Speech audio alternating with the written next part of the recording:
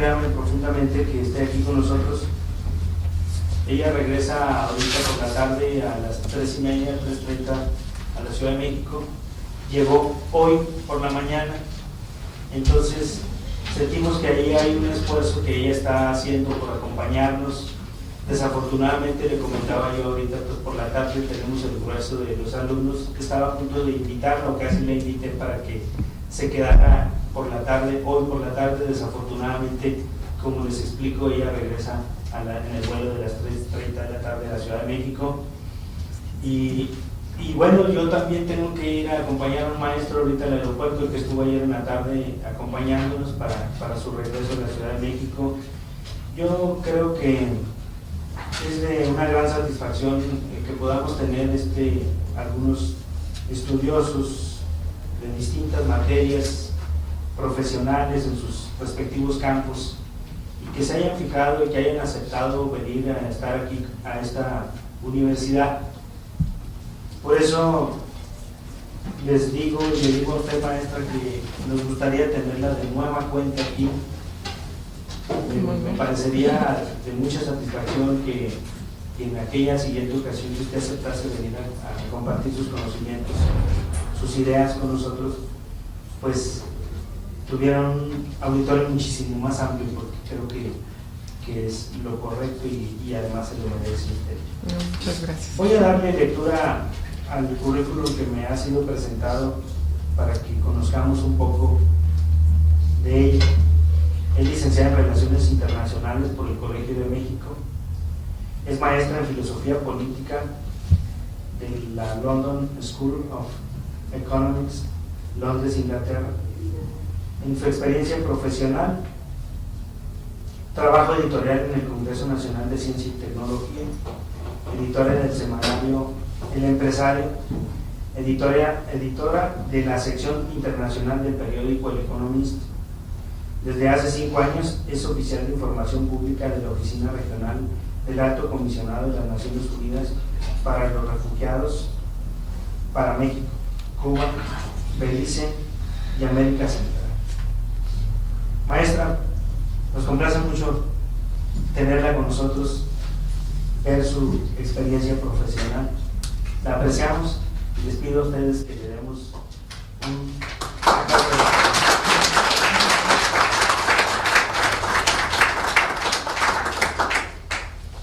No, muchas gracias. Al contrario, y con mucho gusto vendré cuando me vuelvan a invitar. Ya lo verá, hasta nos trajo un paquete, miren ustedes, ¿eh? Voy a pasar aquí porque, como les decía, me voy a tener que retirar, pero la escucho, aunque sea muy brevemente, pero con mucha atención. Gracias. Bueno, pues yo me voy a quedar aquí. En primer lugar, quiero agradecer a la universidad por esta invitación, a las autoridades universitarias y sobre todo y especialmente a los estudiantes que han organizado todo esta semana jurídica y con quienes he estado en contacto todo este tiempo, que me han atendido muy bien. Muchas gracias. Y bueno, pues yo voy a hablar de algo que es muy diferente al tema que me precedió, es radicalmente diferente, yo diría, y bueno, es el derecho de los refugiados, fundamentalmente. El derecho de las personas refugiadas, hombres y mujeres refugiados, es una rama del derecho internacional público que se ha desarrollado por cuestiones históricas muy particulares y muy específicas, y se deriva del derecho de lo que se conoce como el derecho de los derechos humanos. Entonces estamos en un área que pues no tiene que ver directamente con el ámbito mercantil ni con este tipo de cuestiones, pero sí es una rama muy importante de lo que es el derecho internacional, y ocupa a muchas personas en el mundo que trabajan en estos temas, y también concierne a muchas otras personas que se ven afectadas por distintos tipos de violaciones a sus derechos humanos, y que esta rama del derecho busca o fue creada para proteger a estas personas, ¿no? Entonces, directamente el derecho de los refugiados se deriva de lo que es el artículo 14 de la Declaración Universal de Derechos Humanos, que estipula que en caso de persecución, toda persona tiene derecho a buscar asilo y a disfrutar de él en cualquier país. Este artículo de la Declaración Universal fue desarrollado en lo que hoy constituye el derecho de los refugiados, que ha quedado plasmado en la Convención sobre el Estatuto de los Refugiados de 1951 y en el Protocolo sobre el Estatuto de los Refugiados de 1967. Entonces yo voy a tratar de explicar qué es lo que estipula esta convención y el protocolo, cómo se aplica esto en México, qué relación tiene con nosotros, porque a veces es un tema que nos parece muy alejado y muy fuera de lo que es nuestra realidad, y vamos a ver que no es así, que está mucho más cerca de lo que pensamos muchas veces, y que bueno, de alguna manera como abogados a muchos les puede concernir, pero como ciudadanos también.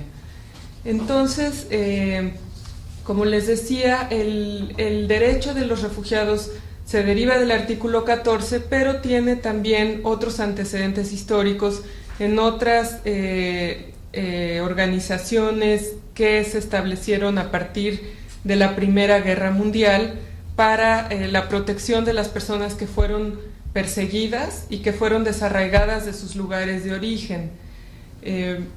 Sin embargo, lo que es el asilo y lo que es la protección de las personas perseguidas es algo que se remonta pues a los orígenes de nuestra historia.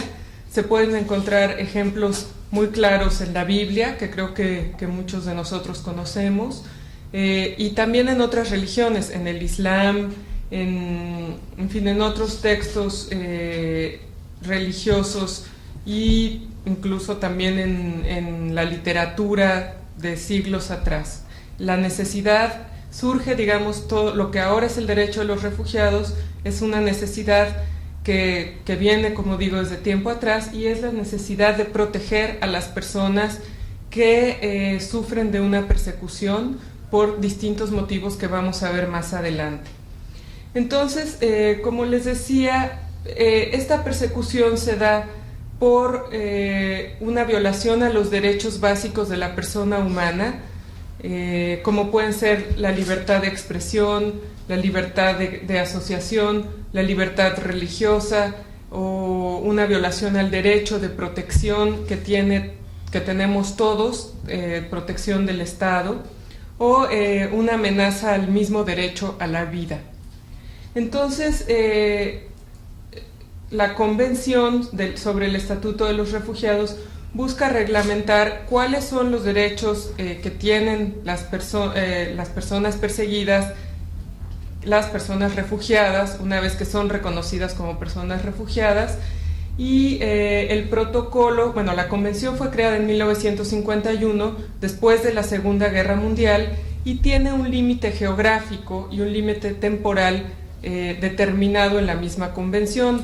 En un primer momento, la Convención de 1951 fue creada para proteger a las personas del continente europeo que habían sido desarraigadas de su lugar de origen antes de 1951, precisamente por los eventos ocurridos antes de esa fecha. Entonces, fundamentalmente estamos hablando aquí de los europeos que fueron desarraigados por la guerra, entre ellos judíos, pero también no solamente judíos, sino muchas otras nacionalidades que no tenían tanto que ver con una religión. Entonces, el ACNUR, la Convención, también consagra el trabajo de lo que es el ACNUR, o Alto Comisionado de las Naciones Unidas para los Refugiados. La Convención estipula que es el ACNUR la organización internacional que se va a encargar de dar seguimiento a cómo se aplica este derecho de los refugiados. Entonces, después vino el protocolo porque, digamos, se dio solución a esos problemas. Inicialmente se pensaba que el ACNUR iba solamente a funcionar 3 años. Estamos hablando de cuando se creó, digamos, fue una de las organizaciones que nació junto con la creación de la Organización de las Naciones Unidas, pero después de 3 años fue evidente que había muchas otras poblaciones desarraigadas en muchas partes del mundo. Empezaron las guerras de independencia en África, en el continente africano, y muchos otros conflictos armados en Asia y en otras partes del mundo, posteriormente también en América Latina. Y entonces para 1967 se firmó, los gobiernos de los distintos países del mundo firmaron lo que se conoce como el Protocolo de 1967 sobre el Estatuto de los Refugiados. Y este protocolo lo único que hace es quitar ese límite geográfico y el límite temporal que tenía la Convención, que era el instrumento original, pero mantiene todas las definiciones y todos los preceptos que establece la Convención. Posteriormente ha habido otros desarrollos de lo que es el derecho al refugio en distintas regiones del mundo, y entonces en África, por ejemplo, hay una convención sobre los refugiados que es de la Organización de la Unidad Africana, que es de 1969, y en América Latina está la Declaración de Cartagena de Indias de 1984, y es una convención una declaración, no es una convención, que amplía la definición de refugiado que tiene la Convención y que ahorita vamos a ver, y que ha sido suscrita por todos los gobiernos de los países latinoamericanos, incluido México.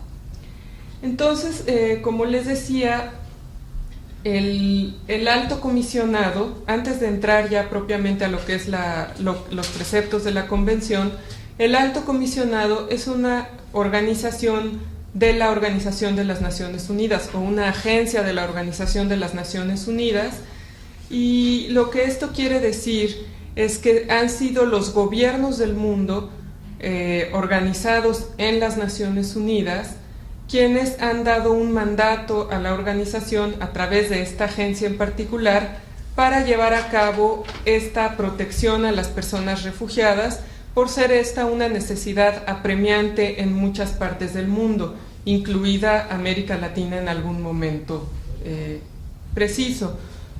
Entonces, lo que quiero resaltar con esto es que, bueno, las Naciones Unidas a veces nos parece algo muy alejado de nuestra realidad y no lo es tanto.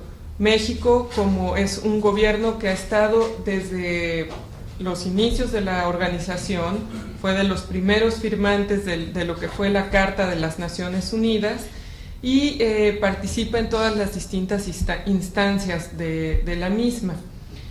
Entonces, por otra parte, ha tenido un trabajo con el Alto Comisionado desde 1980, oficialmente a partir de 1982, y entonces sí hay una relación muy directa y que se maneja en las Naciones Unidas a través de los gobiernos que están representados ahí y que están tomando decisiones que posteriormente nos afectan a nosotros, ¿no? Entonces, bueno, este trabajo actualmente ha habido distintos números de personas que se han visto protegidas, pero esta convención y el Alto Comisionado actualmente, junto con la comunidad internacional, ampara a más de 22 millones de personas en todo el mundo que se encuentran desarraigadas y que no tienen la protección a que tienen derecho, pero no gozan de ella en sus estados ni en otros estados, ¿no?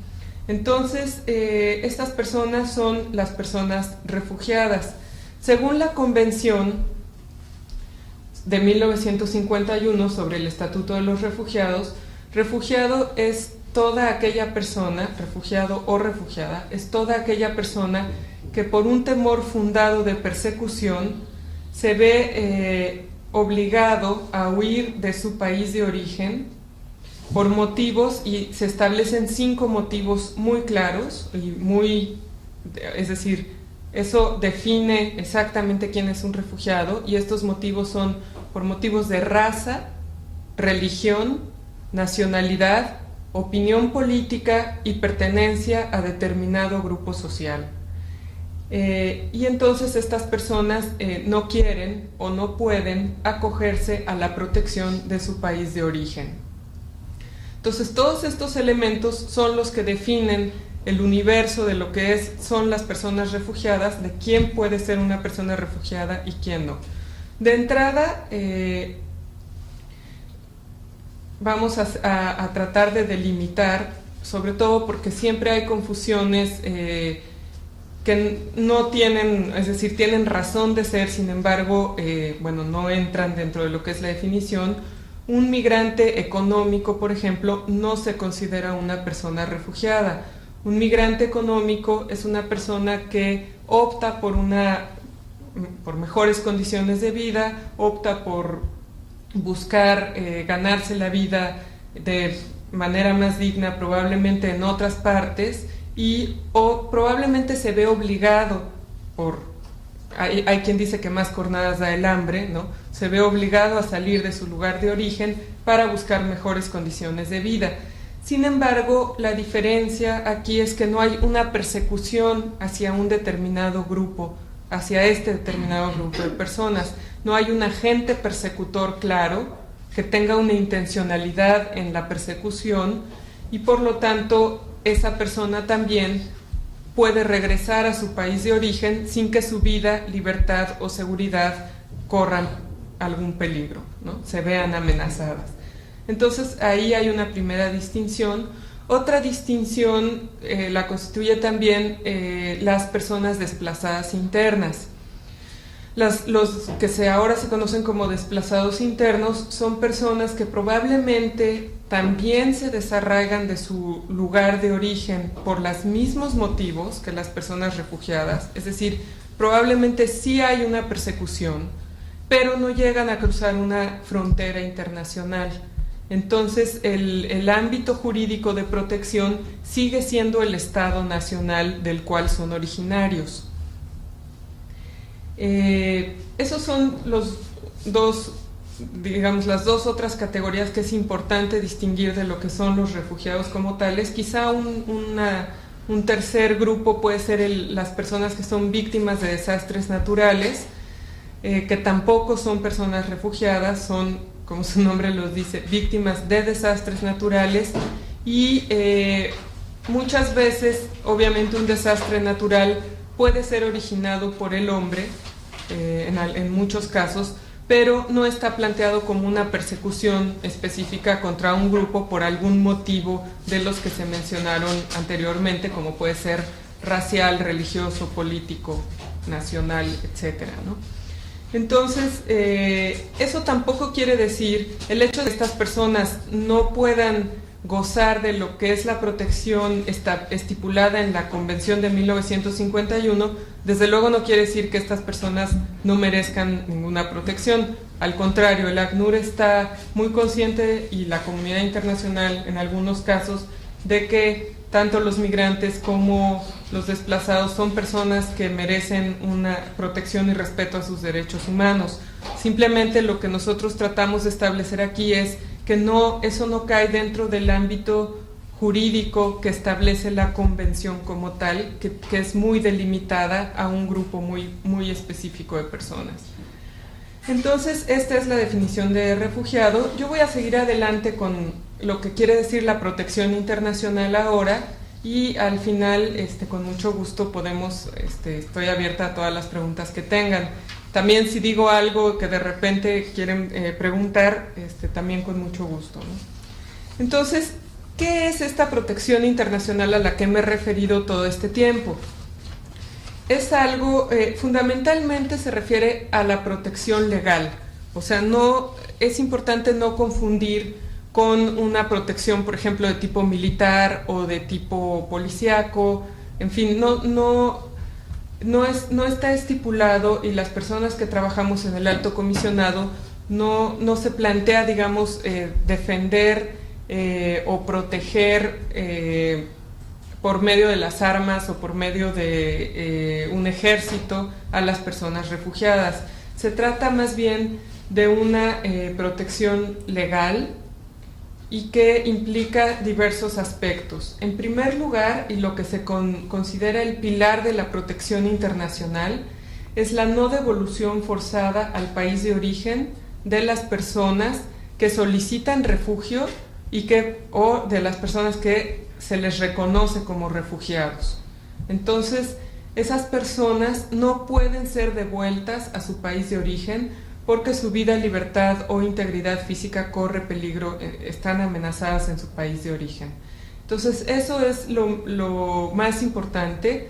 Por ejemplo, en el caso de un migrante, pues no va a ser, su vida no corre peligro en su país de origen, en términos de que nadie lo está persiguiendo, ¿no? Ningún grupo, ni ningún grupo organizado de ningún tipo está ejerciendo una persecución. Entonces, eso es el pilar de la protección, está estipulado en la Convención de 1951, pero también está estipulado en otros instrumentos de derechos humanos, como es la Convención contra la Tortura y otros. Entonces, es algo muy importante, y muchas veces, si un gobierno de un país no ha suscrito la Convención de 1951, pero sí ha suscrito, por ejemplo, la Convención contra la Tortura, en la que se estipula precisamente que ninguna persona puede ser devuelta al lugar donde es sujeto a tratos crueles o inhumanos, puede aplicarse también ese artículo para si ese gobierno no ha firmado o no ha suscrito la Convención de 1951. Por otro lado, un segundo precepto de la protección internacional es la no sanción por entrada ilegal. Eso es muy importante porque normalmente en la mayoría de los países la entrada ilegal o indocumentada o con documentos falsos constituye un delito. Sin embargo, en el caso de las personas refugiadas, por tratarse de personas que están saliendo o huyendo de su país por consideraciones o por razones muy específicas, la comunidad internacional ha acordado que estas personas no deben estar sujetas a sanciones por este tipo de situación. Un tercer elemento que quizá también muchas veces hay quienes lo ponen en primer lugar como elemento de la protección internacional es lo que se conoce como el derecho de petición a refugio. O sea, toda persona tiene derecho a solicitar el refugio y muchas veces, pues obviamente si no se da ni siquiera ese derecho, entonces no se aplica ninguno de los otros preceptos que están estipulados en la Convención. El derecho de petición, como se le conoce, por supuesto que es un derecho que que lo tiene toda persona sin menoscabo a sus orígenes, a su raza, religión, nacionalidad, opinión política, etcétera, ¿no? Después, esos serían los pilares propiamente de la protección, y después la Convención de 1951 establece una serie de derechos para las personas refugiadas una vez que han sido reconocidas como refugiadas, como son el derecho a una documentación que legalice su estancia en el país que les está dando refugio, el derecho a la reunificación familiar en caso de que la familia haya quedado atrás o esté en alguna otra parte del mundo, y después también se plantea, el derecho a un documento de viaje. Se plantea también el derecho al trabajo en las condiciones que tengan los extranjeros de acuerdo con la Constitución del país, el derecho a la libre circulación, y también se plantea la necesidad, pero no como un derecho, de tener por un lado asistencia legal y por otro lado asistencia socioeconómica cuando ésta sea necesaria. También la Convención estipula los deberes de las personas refugiadas y fundamentalmente el deber, digamos, el gran deber que tienen todas las personas refugiadas es respetar la ley del país que les está dando protección. Entonces, una persona refugiada tiene que acogerse a todos los principios constitucionales del país donde está siendo recibido. Por otra parte, la Convención también plantea que el estatuto, cuando una persona recibe el estatuto o el reconocimiento como refugiado, se plantea que esto no es algo eterno o tampoco es una condición adecuada para las personas, en términos de que implica el hecho de ser una persona refugiada, implica que la persona no está gozando de todos los derechos que tiene como ciudadano o que tendría como ciudadano. Entonces, por ello se plantean lo que se conoce en la Convención y en el Alto Comisionado como soluciones duraderas a la situación del refugio. La primera, y la que la que ocurre más a menudo y que la que prefieren la mayoría de las personas refugiadas, es lo que se conoce como repatriación voluntaria, que se da una vez que las condiciones que dieron origen a la huida de la persona de su país, de nacionalidad o de residencia, una vez que esas condiciones se han modificado, es decir, que ya no existe la persecución que dio origen a la huida. Y la repatriación tiene que ser voluntaria según lo estipula la Convención, porque en muchos casos, a pesar de que estas condiciones ya no subsisten, si la persona no quiere regresar a su país, no puede ser obligada a ello. Y en eso hay distintas consideraciones de distintos tipos, pero normalmente las personas refugiadas son personas que han sufrido muchos traumas en su país de origen, a raíz justamente de la situación de violación de derechos humanos y de persecución, y muchas veces ya no quieren regresar a ese país, o bien si el refugio fue muy largo, si tuvo una duración muy amplia, pues estas personas han establecido familias, probablemente ya no tienen vínculos en su país de origen, los hijos han crecido en el país de refugio y tampoco quieren volver a desintegrar la familia para cumplir, digamos, con algo. Entonces, esa es la primera solución duradera, que a pesar de esto que les digo, es la que más a menudo se aplica. En segundo lugar está la integración local, que también está planteada en la Convención, que es la posibilidad de que estas personas se integren al país que les está concediendo la protección, y la manera en que se integren como ciudadanos de pleno derecho es a través de la naturalización o la nacionalización. Esto sí se da en muchas ocasiones, pero no se considera como una obligación de los estados otorgar la naturalización a las personas refugiadas. Sin embargo, muchos países sí lo llevan a cabo, y uno de ellos es, por ejemplo, México, que se ha distinguido en la comunidad internacional por haber permitido o otorgado la naturalización a refugiados guatemaltecos en los últimos años. La tercera solución, que no siempre es una solución, solo en algunos casos, es el reasentamiento en un tercer país. Muchos países tienen cuotas que permiten lo que se conoce como cuotas de reasentamiento, y permiten que refugiados que no gozan de plena seguridad en el primer país de asilo busquen o sean reasentados en un segundo país. O también porque tienen necesidades muy específicas de salud, necesitan un tratamiento de salud que solo lo ofrecen de manera gratuita a estos países que normalmente son países desarrollados, o por motivos de reunificación familiar.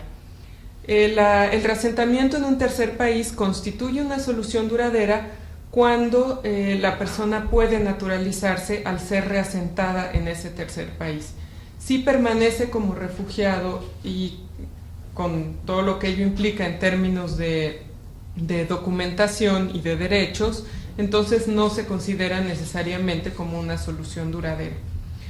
Entonces, todo esto, digamos, es en términos muy generales. Por supuesto que hay muchos más detalles en lo que es la Convención sobre el Estatuto de los Refugiados. Es lo que establece esta convención para la protección de las personas refugiadas. Pero ¿cómo esto se aplica en el ámbito nacional, en el ámbito de los países? Esto es importante mencionarlo porque otra vez, ¿no? es importante aterrizar y ver cómo eso llega un poco a nuestra realidad inmediata o más inmediata.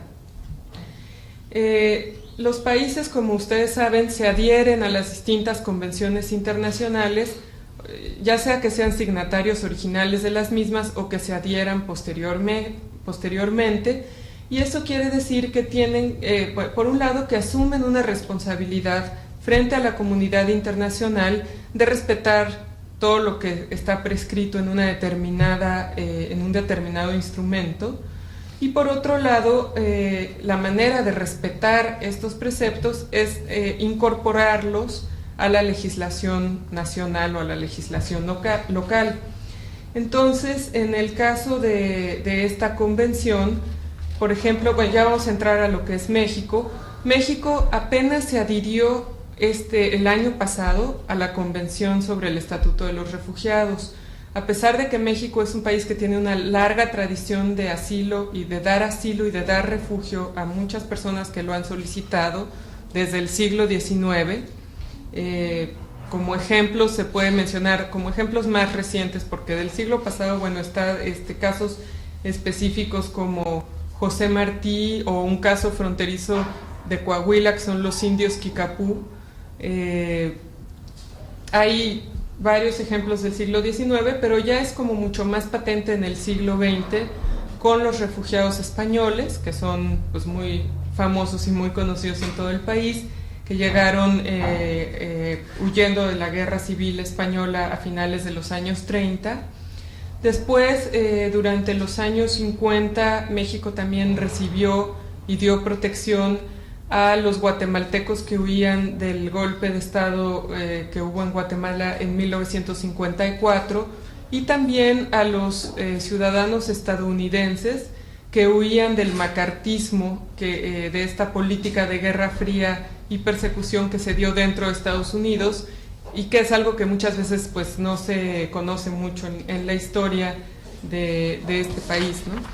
Después, posteriormente, bueno, se dio asilo a muchos de los argentinos, chilenos, uruguayos, antes también brasileños, venezolanos, etcétera, que huían de las distintas dictaduras del Cono Sur, de Sudamérica, y que eran perseguidos violentamente en esos países. En los años 80, México también abrió sus puertas para recibir a nicaragüenses, salvadoreños, guatemaltecos, que estaban huyendo de la guerra de América Central, de la cruenta guerra de América Central. Entonces México ha tenido esta larga tradición de dar protección. Jurídicamente hay otros instrumentos paralelos, pero que no llegan a tocarse con lo que es el refugio, y eso es algo muy específico de América Latina, que son las convenciones de asilo político y de asilo diplomático, pero son diferentes porque son sistemas regionales y no son sistemas universales. Entonces, México ha aplicado esta política de asilo en muchos de estos casos a través de estos instrumentos, pero cuando llegaron los guatemaltecos en los años 80, que fue una entrada masiva por la frontera y no a través de las representaciones diplomáticas, no había un instrumento jurídico que fundamentara esta protección, y sin embargo México, o el gobierno de México, tuvo en ese momento la voluntad política de dar protección a todas estas personas que cruzaban la frontera huyendo de la violencia y de la persecución del vecino país en aquel momento. Entonces, México apenas recientemente se adhirió a la convención, como les decía. En abril del 2000, el Senado ratificó la iniciativa o la propuesta del Ejecutivo de adherirse a la Convención de 1951, y en junio se depositaron los instrumentos, que son, digamos, todo el procedimiento jurídico para hacer este compromiso. Se depositaron los instrumentos ante las Naciones Unidas en Nueva York, y a finales de junio se publicó en el Diario Oficial de la Federación. Por otro lado, en abril también del 2000, el 17 de abril, salió publicado en el Diario Oficial de la Federación el nuevo reglamento de la Ley General de Población, que justamente reglamenta, digamos, de alguna manera lo que está estipulado en la Convención de 1951. Entonces, esa es obviamente la manera en que la legislación o los instrumentos de derecho internacional van bajando y aterrizándose a las realidades nacionales. En el caso de México se hicieron algunas reservas porque los problemas que pueden surgir cuando un país se suscribe a una convención internacional es que haya algunos artículos de la Constitución que choquen, digamos, con lo que está prescrito en el instrumento internacional. El caso del artículo 33 de la Constitución mexicana claramente tenía, o digamos, chocaba o se enfrentaba un poco a lo que es el pilar de la protección, que es la no devolución forzada. Entonces, en el caso de las personas refugiadas, es muy importante tener claro que incluso si la persona refugiada comete o viola un principio constitucional, no puede ser esta persona forzada o devuelta de manera forzada a su país de origen. Eso no quiere decir que la persona esté exenta de un juicio o de un tipo de castigo por algún crimen o por algún delito cometido, ¿no? Sino lo que quiere decir es que esa persona no puede ser devuelta a su país de origen, y ese es un principio muy importante. Entonces, en el caso de México, se hizo una reserva que corresponde al artículo 32 de la Convención de 1951, se hizo una reserva en la que se estipula que en caso de considerarlo necesario, una persona refugiada no será devuelta a su país de origen, pero sí podrá ser expulsada del país, en este caso de México, a otro país distinto que no sea su país de origen. Y de esta manera también México estableció algunas declaraciones interpretativas en relación al derecho al trabajo, que tampoco se otorgó como un derecho a las personas refugiadas, como un derecho inminente, digamos. Y el tema de la libertad de circulación, la manera en que México se adhirió a la convención también estipula que los refugiados deben avisar a las autoridades migratorias sobre cualquier movimiento en el territorio nacional. Entonces, esto es fundamentalmente la manera en que México se adhirió a la convención. Después el comité, después en este reglamento también se estableció una manera para hacer el reconocimiento a las personas refugiadas. Aquí lo que vale destacar es que, si ustedes se fijan, yo no estoy diciendo otorgar el refugio a las personas refugiadas. Según el derecho internacional de los refugiados, una persona es refugiada independientemente de que se le reconozca o no como tal. Es una característica intrínseca de la persona en un momento determinado.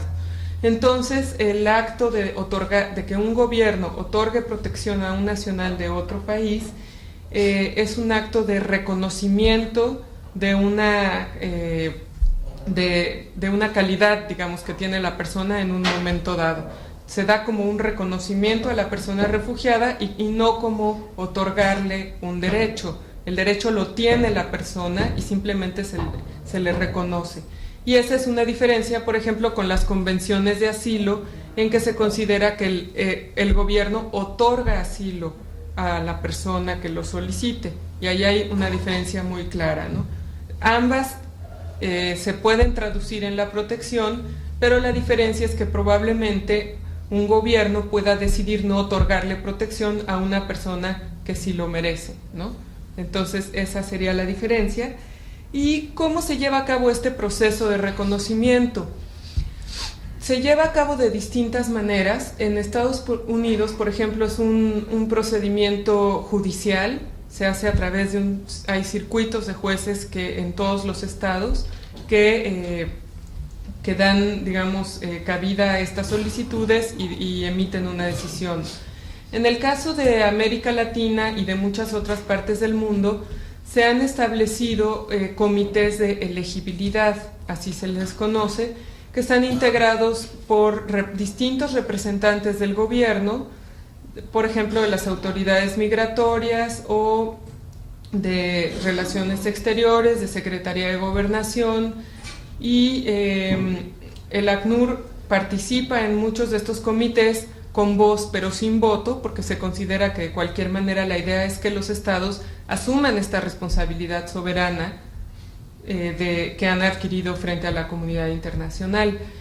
México estipuló entonces en este nuevo reglamento la creación de un comité de elegibilidad y estipuló también distintas reglas y mecanismos para llevar a cabo el reconocimiento a las personas que soliciten refugio.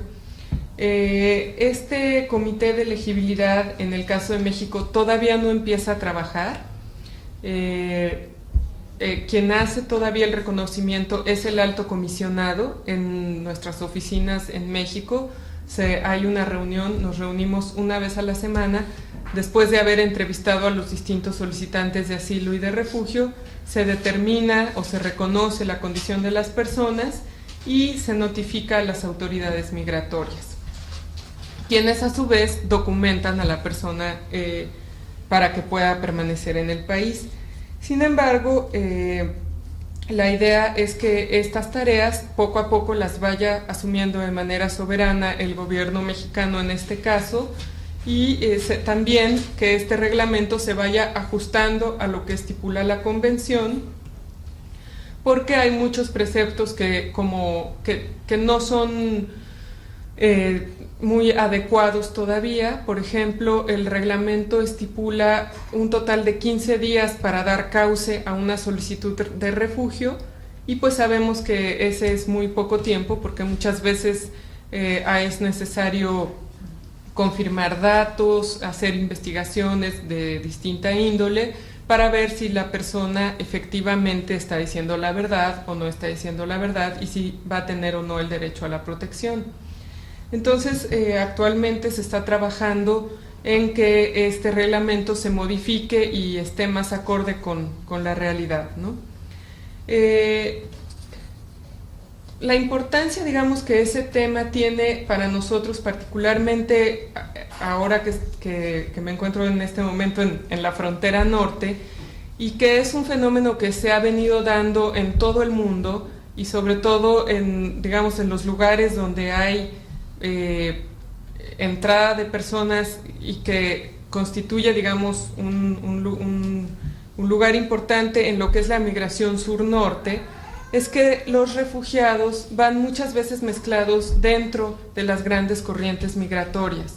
Entonces, en ese sentido, es muy importante que nosotros entendamos y sepamos lo que puede estar pasando en un momento dado,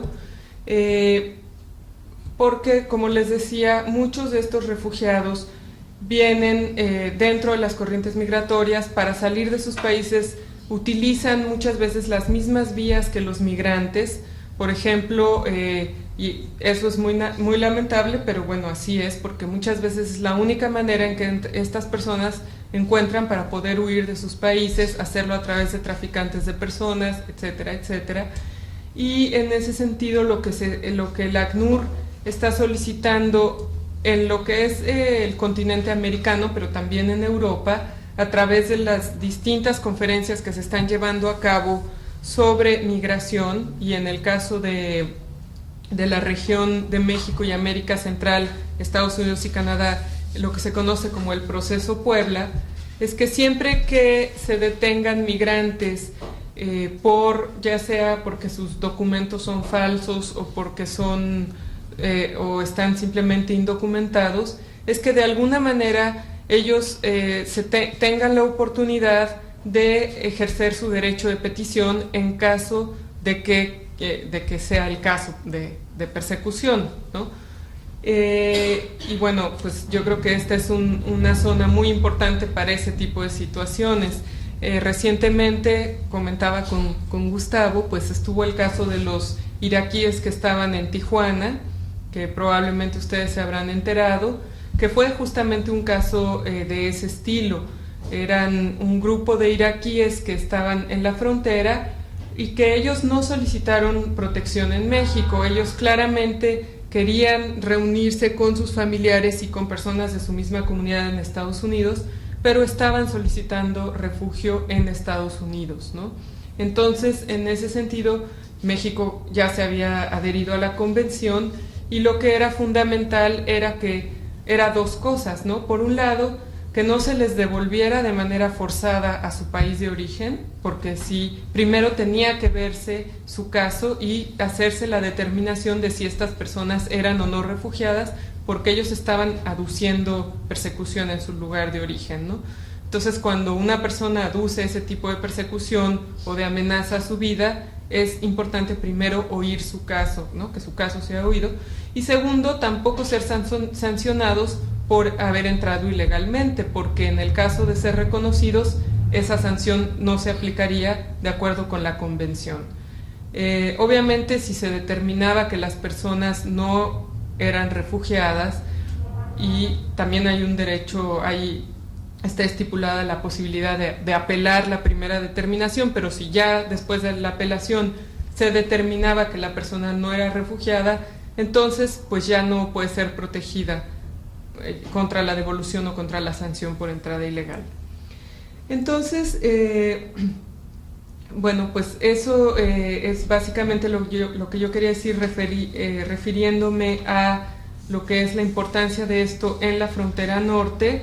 Muchas veces estas personas no saben que son refugiados, o sea, no es algo que fácilmente se sepa, no todo el mundo puede saberlo en un momento dado, pero por eso la idea es que estas personas puedan ser escuchadas y si ellos de alguna manera dicen que en su país de origen su vida se ve amenazada, entonces su caso puede tener otro tipo de procedimiento, ¿no? Y debe de tenerlo. Finalmente quiero decir por qué es importante que nosotros conozcamos esta información, por un lado, y que los gobiernos asuman la responsabilidad sobre el derecho de las personas refugiadas. En primer lugar, porque es importante que los países de manera soberana reglamenten los distintos aspectos de las personas que entran a territorio nacional. De otra manera, como ha ocurrido en el caso de México, es que el ACNUR es quien está de alguna manera haciendo esa determinación, y por supuesto que eso pues no se hace de ninguna manera con ningún tipo de dolo ni mucho menos, pero creo que está en el interés de los estados, de los ciudadanos y de los gobiernos poder tener una soberanía sobre este tipo de situaciones, ¿no? Y poder tener una determinación o autodeterminación sobre este tipo de cuestiones que implican obviamente responsabilizarse sobre un precepto asumido. En segundo lugar, porque implica cumplir con las responsabilidades que se asumen internacionalmente. Existe, por ejemplo, pues distintos países que sí se han adherido a la convención, pero que no han aprobado todavía un reglamento. Ese es el caso de los países de América, de nuestros vecinos países de América Central, que fueron de los primeros. Digo, México ha sido el último en lo que es el continente latinoamericano en adherirse a la convención, sin contar las islas del Caribe, pero por lo menos ya tiene un reglamento inicial, ¿no? Estos otros países se han adherido, pero no han llegado todavía a un reglamento. Y desde luego, entonces, la determinación sobre la condición de refugiado se sigue haciendo en muchos casos desde la oficina en México, porque ya no tenemos oficinas en esos países. Entonces pues eso va muy en contra, por un lado, de la responsabilidad asumida y por otro lado de la autodeterminación. En tercer lugar, y lo que para nosotros es también muy importante, es la importancia y la necesidad de ubicar en el centro de la preocupación de los estados el interés de la seguridad de las personas.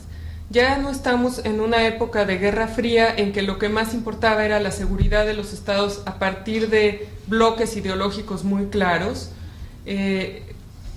Recientemente está habiendo un giro a nivel mundial de un viraje, digamos, hacia la importancia de la seguridad de las personas como una parte fundamental misma de los estados, ¿no? O sea, el estado está constituido por territorio, población y gobierno, y muchas veces el elemento población queda ahí un poco borrado, ¿no? Dentro de, por ejemplo, situaciones de Guerra Fría, ¿no?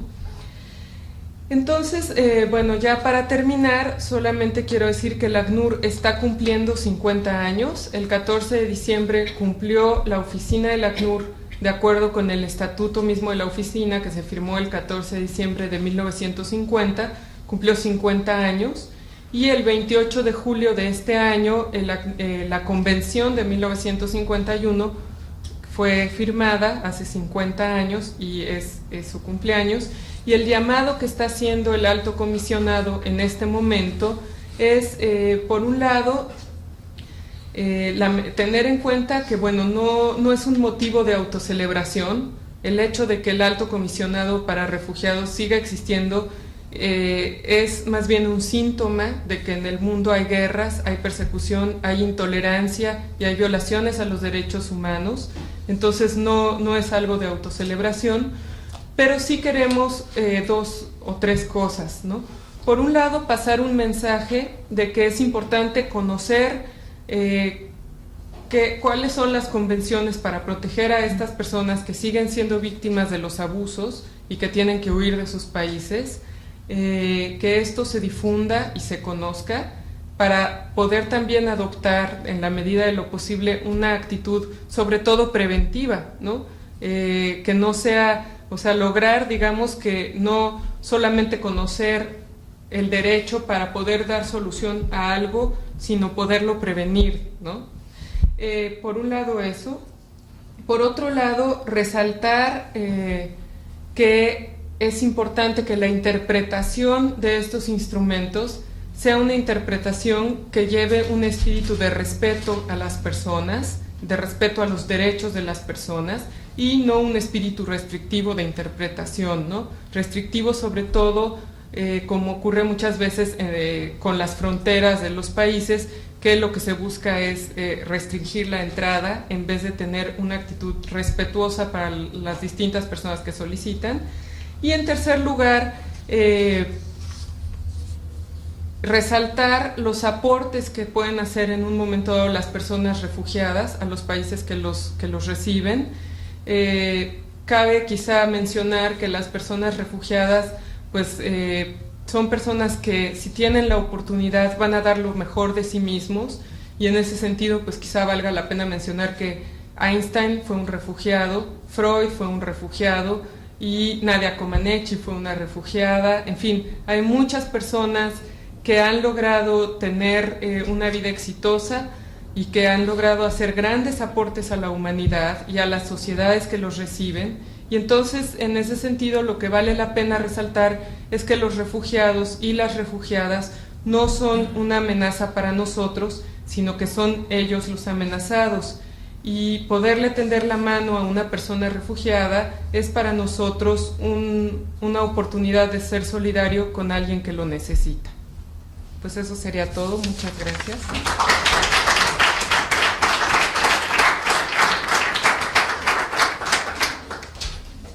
Vamos a pasar a preguntas y respuestas. Si alguien desea participar, alguna inquietud que tenga. No hay. Caballero.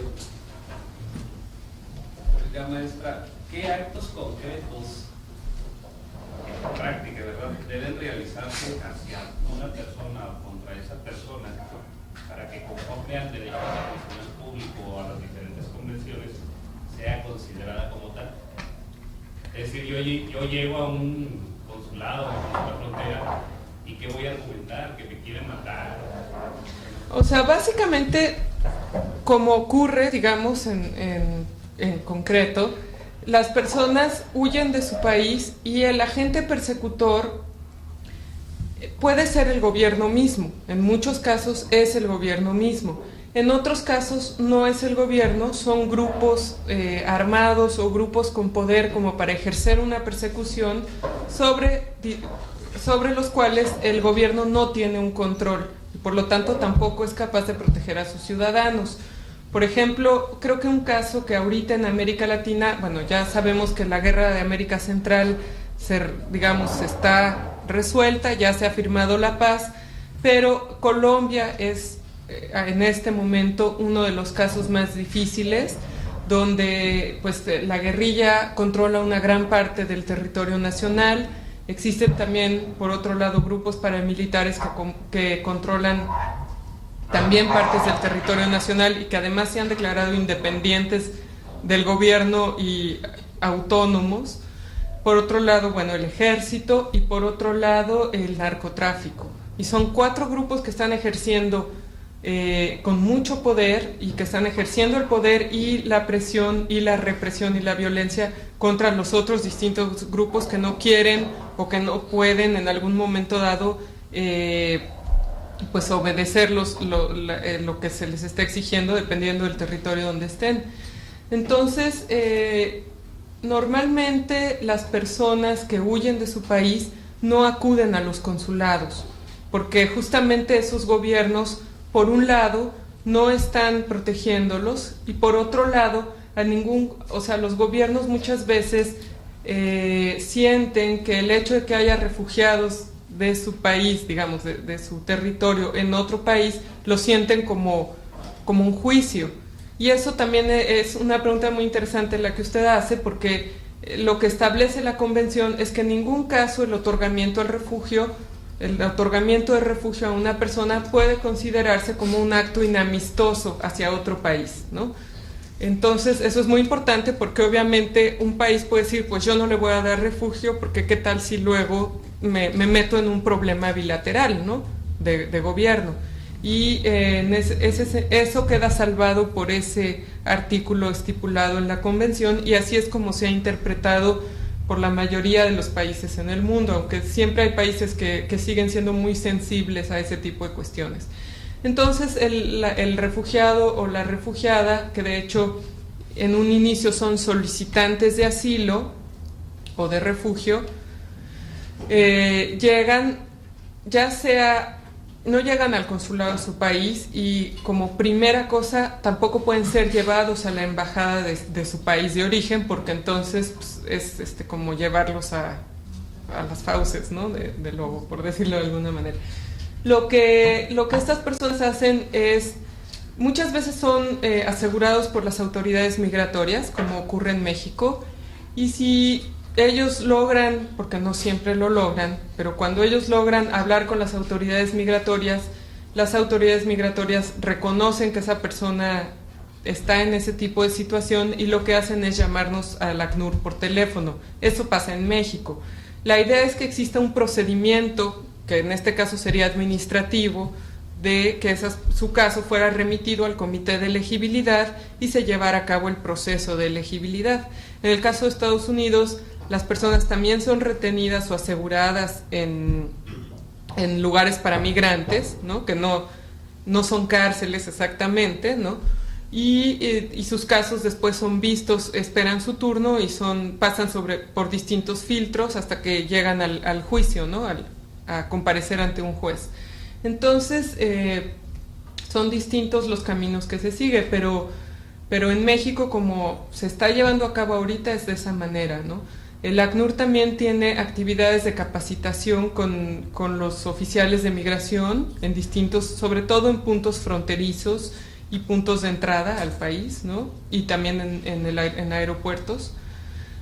Y entonces, de alguna manera, bueno, hay un acuerdo de trabajo con migración, y hay estos cursos de capacitación, y de esa manera se está buscando que exista conciencia entre las autoridades migratorias. Pero si, por ejemplo, a nosotros como ciudadanos llega un caso de una persona en esa situación, pues se pueden hacer más o menos 2 cosas, ¿no?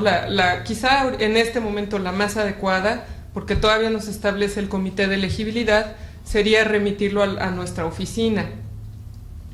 Yo les voy a poner ahí la dirección, ¿no?, y los teléfonos. Pero también nosotros trabajamos con la Comisión Nacional de Derechos Humanos, entonces también se puede canalizar a través de las comisiones locales, estatales de derechos humanos, o de la Comisión Nacional, y también en algunos casos a través de las autoridades migratorias, aunque eso no siempre resulta seguro, porque pues hay veces que las autoridades migratorias son mucho más estrictas o no han tenido oportunidad de enterarse de esta nueva reglamentación, y entonces pues no proceden conforme a ella, ¿no? Es demasiado reciente esta reglamentación. O sea, quedé un tanto cuanto en el aire todavía. Yo quiero poner un ejemplo. Pasa un guatemalteco a nuestro país, lo aprenden las autoridades migratorias. El guatemalteco les dice, ¿sabes qué? Yo soy un refugiado, soy un perseguido político, la guerrilla o el gobierno o el narcotráfico me quieren matar. O sea, ¿qué le piden ustedes de pruebas o qué pruebas va a poder rendir? Bueno, entonces eso ya sería cómo es el proceso de elegibilidad. Se entrevista a la persona, entonces se entrevista, o sea, vamos a la estación migratoria, lo entrevistamos, tenemos un cuestionario, más o menos, un cuestionario que siempre se aplica y que por supuesto, bueno, dependiendo de la historia que va contando la persona, procede la entrevista, ¿no? Las entrevistas pueden llevarse, son entrevistas largas, pueden durar 2 horas y a lo mejor si es necesario se regresa. A veces la persona no habla español. A México están llegando muchos solicitantes de asilo provenientes, bueno, como los iraquíes de Tijuana o provenientes de África o de otras partes del mundo. Entonces hay que buscar un intérprete, que a veces no es fácil porque a veces son idiomas que pues no se encuentra de plano. Pero normalmente, bueno, sí encontramos algún intérprete y se les pide, bueno, una información detallada de por qué huyó de su país. Normalmente, de alguna manera se piden, o sea, el entrevistador, hay técnicas muy específicas de entrevista, el entrevistador se puede dar cuenta si el caso es creíble o no y si la persona entra en contradicciones o no.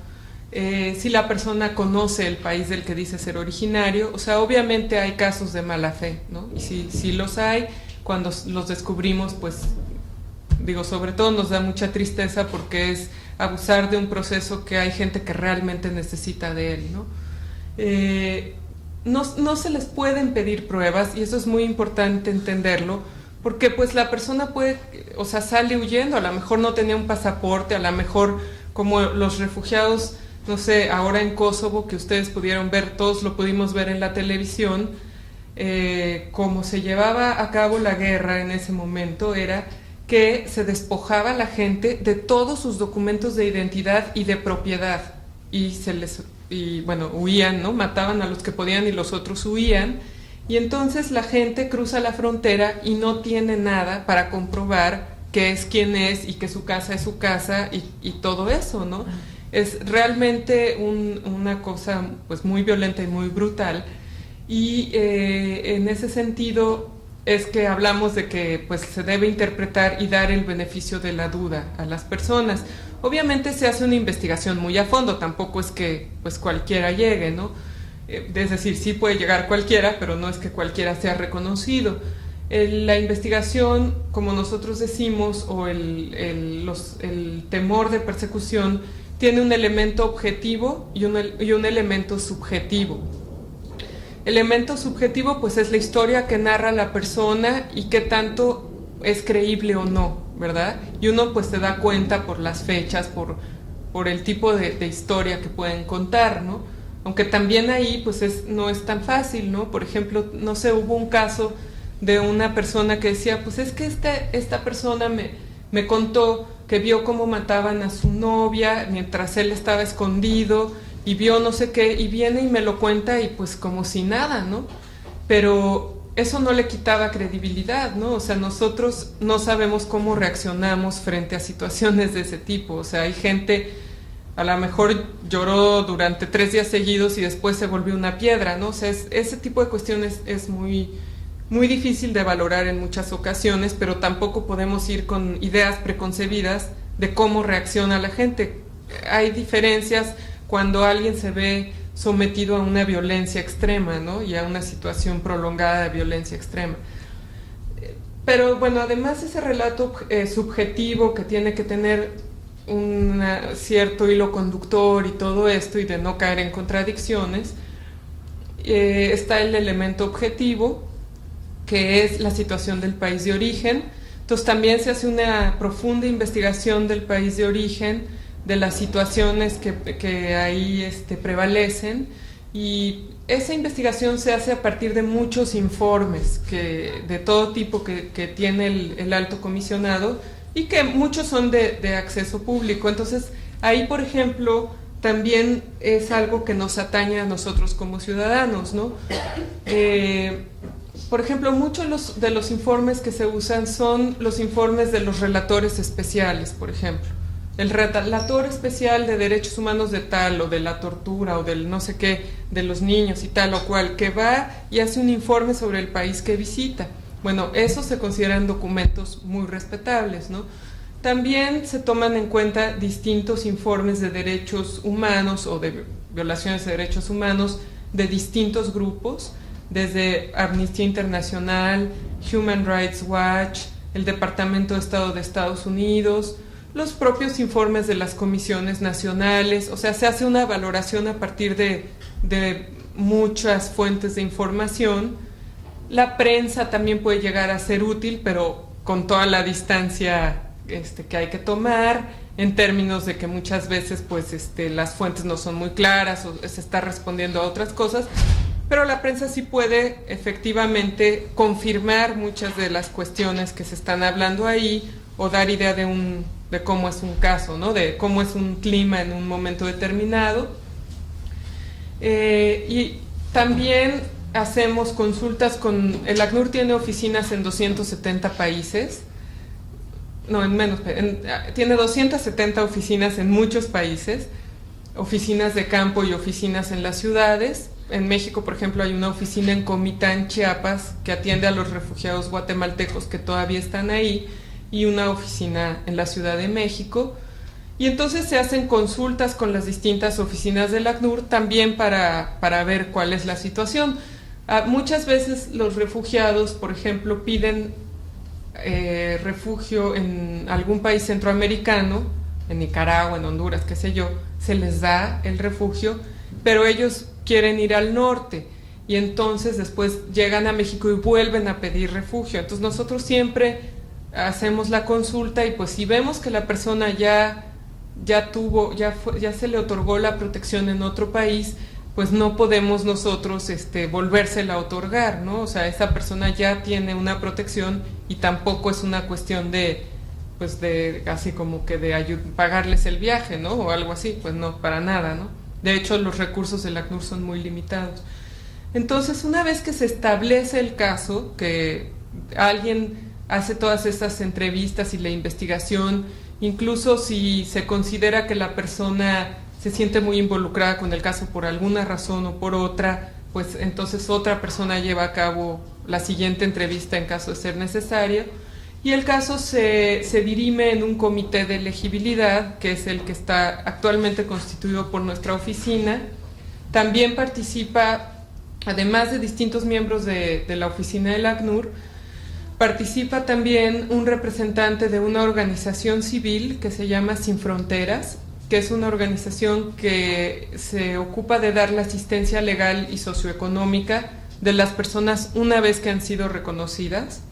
Ellos son los que van a hacer el trámite a gobernación y a formarse, bueno, a apoyar a estas personas, ¿no? Para que lo hagan, apoyarlos con el idioma, con las necesidades inmediatas que pudieran tener. Y también recientemente algunos representantes del gobierno han empezado a participar en este proceso, pero la idea es que el proceso pase a manos del gobierno, ¿no? Entonces, en el comité se ve el caso, se analiza, se hacen las preguntas pertinentes, se establece si la persona, si se necesita, si hay un vacío de información o alguna incongruencia, etcétera, en cuyo caso se lleva a cabo otra entrevista o se hace mayor investigación, y si el caso, bueno, está ya completo y bien presentado, pues se vota en el comité y se toma la determinación. Entonces, si la persona se reconoce, lo que hacemos actualmente es que la ACNUR hace una carta, nos dan a la persona bajo custodia y se informa a migración y ellos ya proceden a documentar, o sea, nos los dan en custodia en lo que se le tramita un FM3 y así es como procede, ¿no? Ahora, en el caso de México, por ejemplo, todavía falta una forma migratoria específica para refugiados. Lo que se les está dando es una FM3, que es una forma migratoria que recibe cualquier visitante no inmigrante, ¿no? Pero nosotros pensamos que un refugiado debe tener una forma de refugiado porque debe estar protegido contra la devolución. Esa migración no maneja una calidad migratoria de refugiados. No como, exacto, no como calidad migratoria. Ya está en la ley, ¿no? En la ley y en el reglamento, la Ley General de Población, ya está la definición de refugiado, ya está el reglamento, etcétera, pero no hay una calidad migratoria.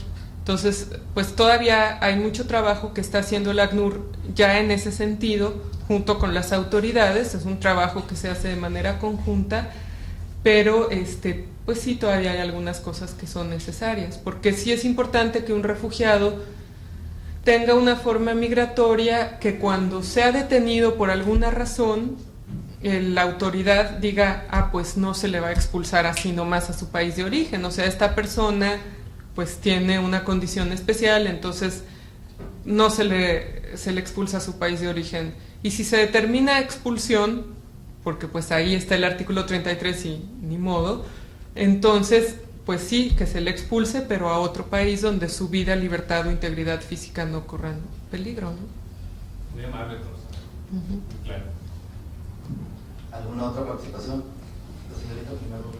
En el caso, pues, si una persona huye de su país porque se le está persiguiendo, porque está en peligro su vida, su integridad, y por decir, llega a ustedes, pero esa persona es considerada o se le persigue por ser o tener una actitud antijurídica o ser, por decir, un narcotraficante, ¿cuál es su postura? O sea, ¿qué hacen en este caso?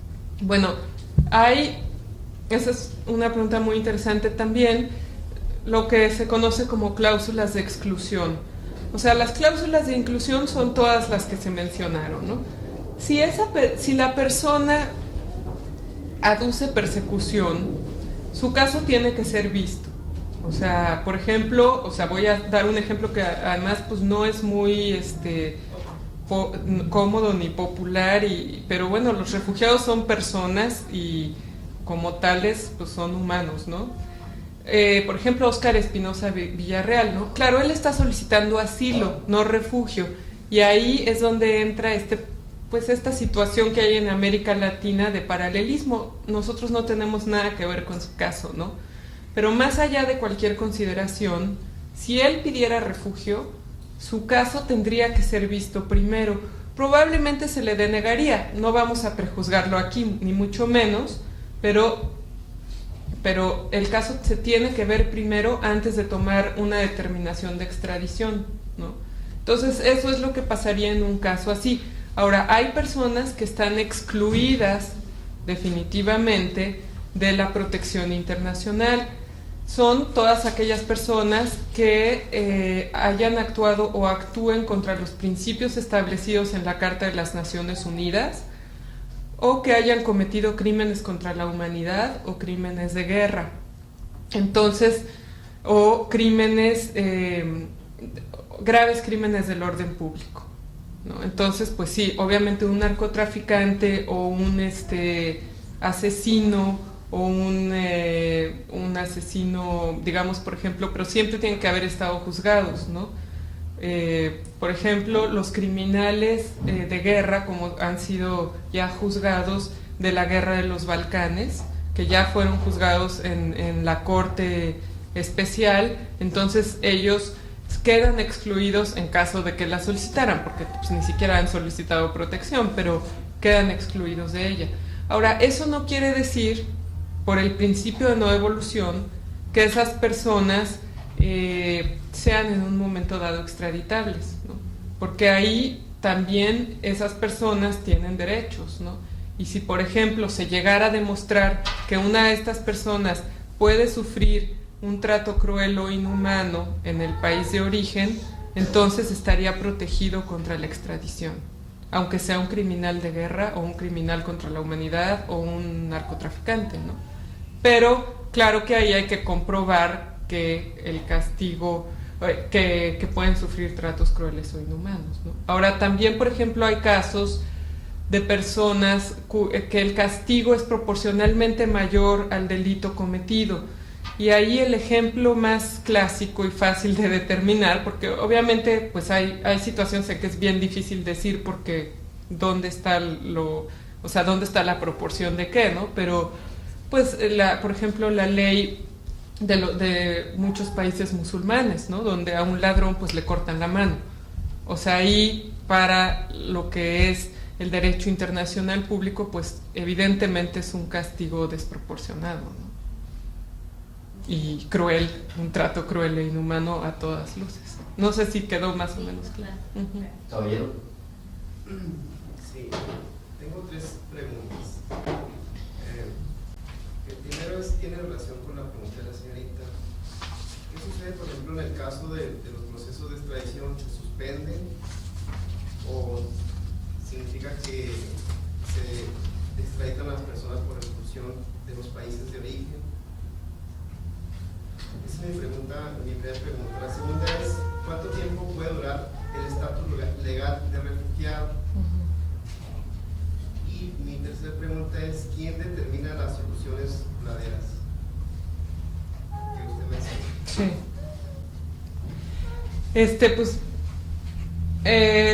Empecemos por la primera.